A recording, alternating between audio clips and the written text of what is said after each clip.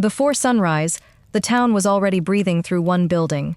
Long before shopkeepers unlocked their doors, before the schoolhouse bell rang, before farmers came in from the fields to sell what they'd grown, a fire was already burning at the edge of Main Street. Bellows pumped, coal caught and glowed. Somewhere inside that heat, a bar of iron was waiting to become something else. A hinge, a horseshoe, a wheel rim, a plow blade. This was the blacksmith shop, and in an 1870s farming town, it rarely stood silent for long. If the smith didn't open that morning, if he was sick, injured, or simply gone, the effects didn't stay contained to one missed customer. A farmer with a cracked plowshare couldn't plant. A family with a broken wagon axle couldn't get to market. A traveler with a lame horse couldn't move on. In a community built around agriculture and horse-drawn transport, the absence of one man with one forge could quietly stall the entire week. That dependency is easy to romanticize from a distance. The glowing fire, the ring of hammer on iron, the image of a self-sufficient American past. But look closer, and a harder truth appears. This wasn't self-sufficiency, it was concentration. An entire town's practical infrastructure, its tools, its transportation, its equipment, often ran through the skill, the health, and the working hours of a single tradesman. In many farming communities across the American interior during the 1870s, the blacksmith held a role that no single profession holds today. He wasn't just a craftsman shaping metal.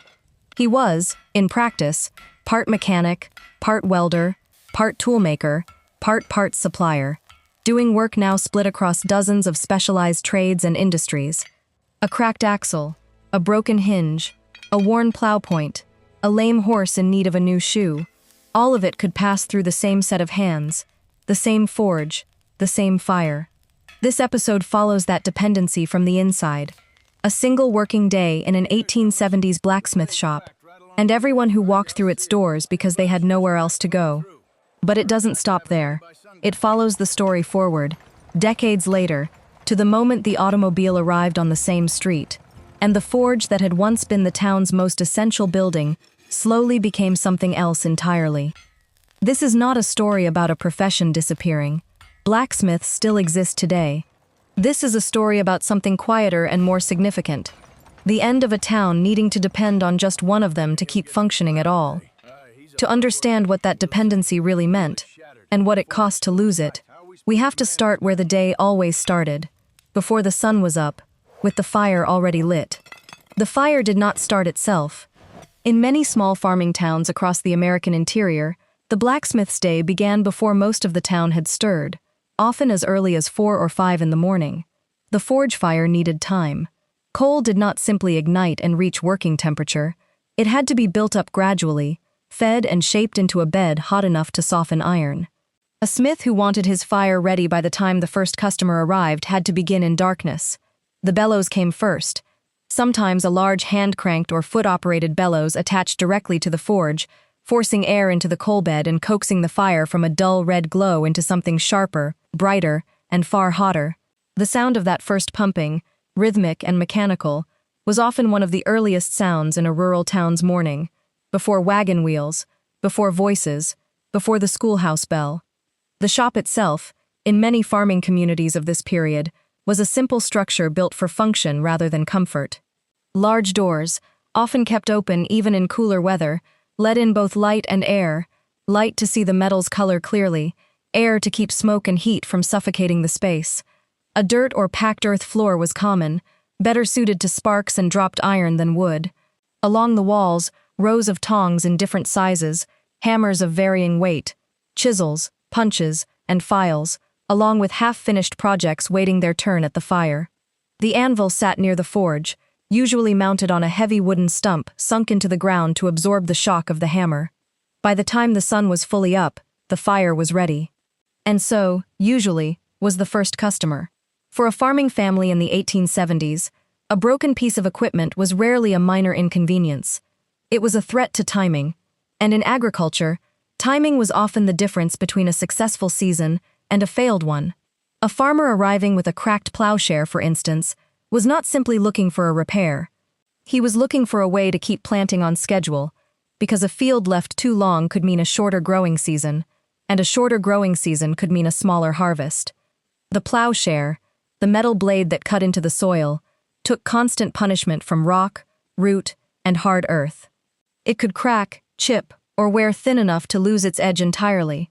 Without it, the plow was useless, and without the plow, the field waited. The blacksmith's task, in a case like this, was not to manufacture a replacement from a warehouse of parts. There was no warehouse, no standardized inventory to draw from.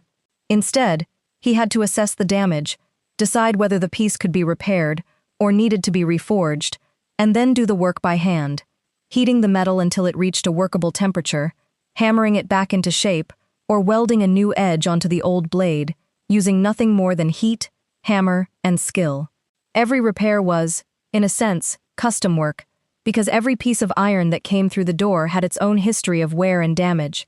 This is part of what made the blacksmith so difficult to replace with any single alternative. He was not selling a product.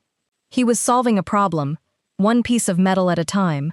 Horses required a different kind of attention entirely, one that combined metalwork with a working knowledge of animal anatomy. Shoeing a horse was physically demanding and genuinely dangerous work. The smith had to first remove the old, worn shoe, then trim and clean the hoof, a task requiring both strength and precision, since cutting too deep could injure the animal, and cutting too little would leave the shoe fitted poorly. A new shoe, shaped and sized specifically for that hoof, was then heated until it glowed, hammered into precise shape on the anvil, and, in a method historians and period accounts describe as common practice by this era, pressed briefly against the hot hoof to check the fit. The brief smoke and smell this produced was not harming the horse. The hoof itself, made of a material similar to human fingernails, had no nerve endings in the outer layer being marked. Only after the fit was confirmed did the smith cool the shoe and nail it into place, carefully avoiding the sensitive inner structure of the hoof. A poorly shod horse could go lame. A lame horse, for a farming family, could mean a field that couldn't be plowed, a wagon that couldn't reach town, a doctor who couldn't be reached in time. The stakes of this work were rarely abstract. It's worth noting that in some communities, this specific task, shoeing horses, was handled by a specialist, known as a farrier, whose focus was narrower than the general blacksmiths. In many small rural towns, however, particularly those too small to support multiple specialized tradesmen, one man performed both roles, shaping the shoe at the forge and fitting it to the horse himself. The line between blacksmith and farrier was not fixed everywhere. It depended heavily on the size of the town and the density of the surrounding farming population. Wagons brought their own category of problems, and their damage tended to be more structural, more visible, and often more urgent, since a disabled wagon could strand a family miles from home. A wooden wagon wheel, built with a wooden hub, spokes, and rim, all held together and reinforced by an iron band called a tire, depended on that outer iron band to keep the wood from splitting under weight and impact. Rough roads, dried-out wood in summer heat, or simple age could cause a wheel to loosen, crack, or lose its iron tire entirely. Repairing it required more than hammering. It often meant heating the iron band until it expanded, fitting it back around the wooden wheel while still hot, and then cooling it rapidly, frequently with water, so that as the iron contracted, it clamped down tightly onto the wood, drawing the whole structure back into a rigid working wheel. This process demanded precise timing. Iron that cooled too slowly wouldn't tighten properly. Iron fitted while too hot could scorch or warp the wood beneath it.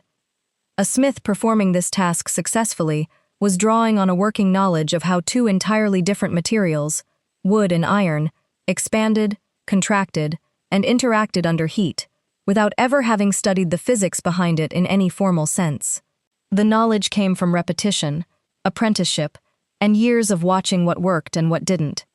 None of this happened in isolation, and that is part of what made the blacksmith shop more than a workplace. While repairs were underway, and iron often needed time in the fire between hammer strokes, customers waited. In many small towns, the blacksmith shop functioned as an informal gathering point, not unlike the general store or the post office. Farmers exchanged information about crop conditions, road washouts, or livestock for sale.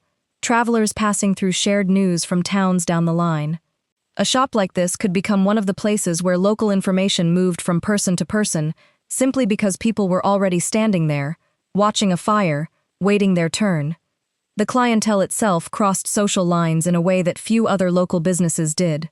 A farmer bringing in a broken plow point stood alongside a shopkeeper needing a door hinge repaired, or a household bringing in a damaged kettle, or a traveler whose horse had thrown a shoe on the road outside town. Wealth and occupation varied among these customers, but the need did not discriminate.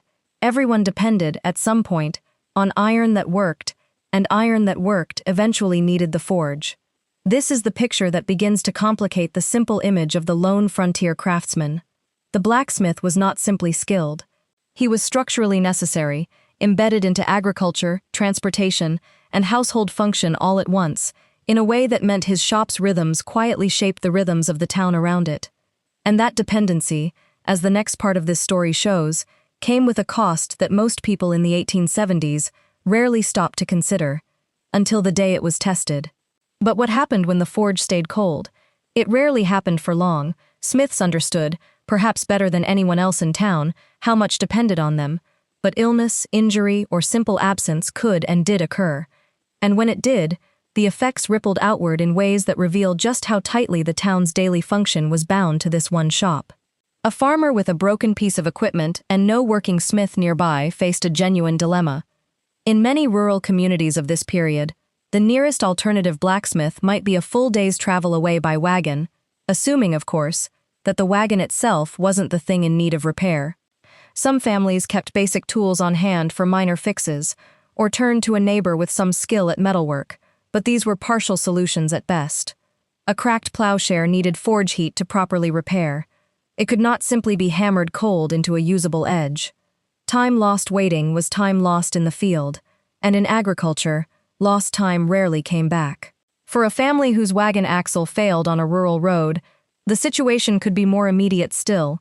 Depending on the season and the distance from town, a breakdown could mean hours of walking, a night spent exposed to weather, or a delay in reaching a doctor in the case of illness or injury elsewhere in the family. The blacksmith shop was not simply a place of convenience. In practical terms, it functioned as part of the town's emergency infrastructure. The place equipment failures were solved quickly enough that they didn't become larger crises. This is worth sitting with, because it reframes what self-sufficiency actually meant on the 19th century American frontier and interior. The popular image often suggests a landscape of independent households, each capable of managing on its own. The reality, in farming communities that depended on a single trade specialist for tools, transportation repair, and animal care, was closer to the opposite, a tightly interdependent system, where independence at the household level rested on the uninterrupted availability of very few specialized people in town. The specific demands placed on a blacksmith were not identical everywhere, and this is an important distinction to make. In farming towns of the American interior, the setting at the center of this episode, the bulk of daily work centered on agricultural equipment, wagon repair, and horseshoeing, reflecting an economy built around crops, livestock, and overland transport by horse and wagon. Further west, in areas near military outposts or forts, the demands could look different. Blacksmiths attached to or working near these posts often handled equipment tied more directly to military transport and supply, wagon trains, harness hardware, and tools suited to longer distance travel across more difficult terrain. In mining regions, meanwhile, smiths might spend more of their time on picks, drill bits, and equipment suited to extracting and processing ore, materials that saw far heavier and more specific wear than farm tools. The role, in other words, adapted to the economy around it. A blacksmith wasn't performing one fixed set of tasks defined by the decade alone. His work reflected the specific needs of the community he served, whether that community ran on wheat, cattle, silver, or military logistics. This is part of why sweeping statements like, "Every 1870s blacksmith did X," tend to flatten a trade that was, in practice, shaped block by block, region by region, around local economic life. What remained constant, across these different settings, was the underlying structure: one skilled tradesman, one forge, and a community whose practical functioning depended on both. That structure did not last forever, and its unraveling did not happen the way popular imagination sometimes suggests, not as a single dramatic moment, but as a slow, uneven transformation that unfolded differently from region to region and decade to decade. The first major disruption came not from the automobile, but from something quieter: industrial standardization. As the late 1800s progressed, manufacturers increasingly began producing interchangeable parts, plow components, wagon hardware, and eventually machine parts built to consistent specifications rather than shaped individually by hand. This shift mattered enormously. It meant that, increasingly, a broken part could potentially be replaced with an identical manufactured piece, ordered from a catalog or purchased from an expanding network of hardware and implement dealers, rather than custom repaired at a forge. This transition did not happen overnight, and it did not happen evenly. In many farming communities, blacksmiths continued to be essential well into the early 1900s, particularly for horseshoeing, wagon repair, and general ironwork that mass production hadn't yet fully absorbed. Access to catalog parts and dealer networks also depended heavily on a town's connection to rail lines and mail-order distribution. Communities further from these networks continued relying on local smiths for longer than those with easier access to manufactured goods. Then came the automobile, and with it, a more direct challenge to the blacksmith's traditional role. The specific decade this arrived varied considerably by region. In larger towns and cities with earlier rail and road connections, automobiles began appearing in meaningful numbers in the early 1900s. In more remote farming communities, horse-drawn transport remained dominant well beyond that, sometimes for another decade or more. But wherever and whenever the automobile did arrive, it introduced a fundamentally different kind of vehicle, one that ran on standardized manufactured parts, required specialized mechanical knowledge distinct from traditional blacksmithing, and, critically, could often be repaired using replacement components rather than custom-forged solutions. This is where the true shift in the town's dependency becomes visible. It wasn't that blacksmithing knowledge suddenly became useless. Many of the underlying skills, particularly metalworking and welding, remained genuinely valuable, and some blacksmiths adapted directly into mechanical work as it emerged. What changed was the structure of the dependency itself. A repair shop stocked with interchangeable parts, serving a growing customer base, distributed the town's reliance across a broader system, a network of manufacturers, parts suppliers, and mechanics, rather than concentrating it in a single tradesman working with the materials directly in front of him. Picture the same street, decades apart, where the forge once stood. An automobile repair shop might now occupy the space, its front open not to a fire and anvil, but to a workspace of tools and stacked replacement parts. Where a customer once waited while a smith custom-shaped a new plow point from raw iron, a customer might now wait while a mechanic installed a factory-made part, ordered days earlier and delivered by rail. The fundamental need, repair, functionality, keeping equipment running, hadn't disappeared. What had changed was where the knowledge lived, and how replaceable any single person providing it had become. This did not mean the blacksmith vanished. It's important to be precise here, because the popular narrative often overstates the ending. Blacksmiths continued to work well into the 20th century, and, in specialized forms, continue to work today. In agricultural regions still requiring custom ironwork, in trades like farriery that remain distinct professions, and in a smaller but persistent tradition of craft blacksmithing focused on decorative and specialized metalwork. What ended was not the profession itself, but a particular kind of dependency, the situation in which an entire town's practical infrastructure rested on the skill, health, and daily availability of one specific person, with few or no alternatives nearby.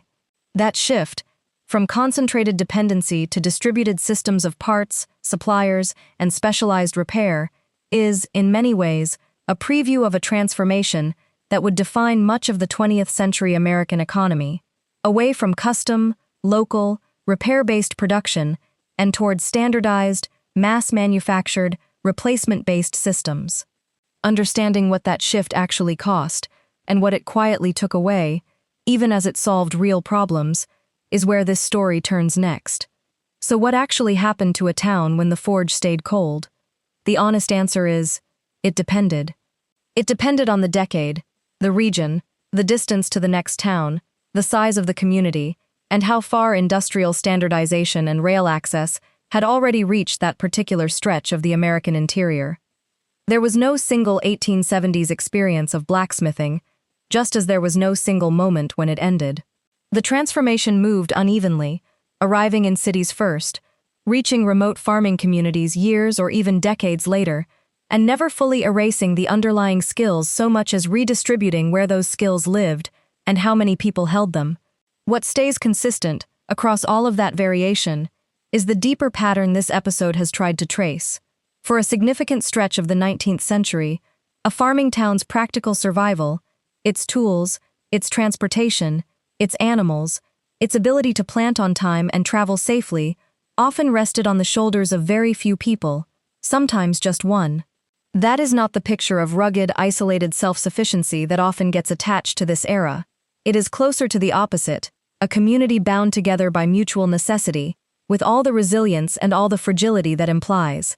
The end of that dependency wasn't a loss of skill, it was a redistribution of it, spread across manufacturers, parts networks, rail lines, and eventually mechanics, so that no single person's presence or absence could stall an entire town's week. That's a genuine kind of progress. But it also meant something quieter disappeared alongside it, a form of local knowledge, passed down through apprenticeship rather than instruction manuals, shaped by the specific iron, the specific animals, and the specific problems of one particular place. A cold forge in 1875 could mean a stalled harvest, a stranded family, a lame horse left untreated. A closed repair shop today rarely carries the same weight because the knowledge and the parts no longer live in one place. Neither situation is simply better or worse. They are two different ways a community chooses to hold its own vulnerability, concentrated in a person or distributed across a system. To ask how a town survived in the 1870s is not really to ask about one blacksmith. It's to ask what a community does when it needs something no single household can produce on its own, and what it's willing to depend on, and on whom, to make sure that need gets met. The fire went out on that particular kind of dependency. The need it once answered never really did. If this helped you see the everyday infrastructure of 19th century America a little differently, subscribe to Inside 19th Century America, like the video, and let us know in the comments which everyday trade or craft from the 1800s would you want us to explore next, and in which region of the country.